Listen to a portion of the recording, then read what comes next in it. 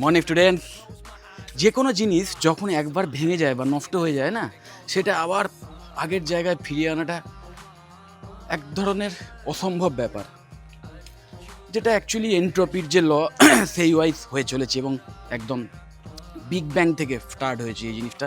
নেচারের ল, এন্ট্রপি।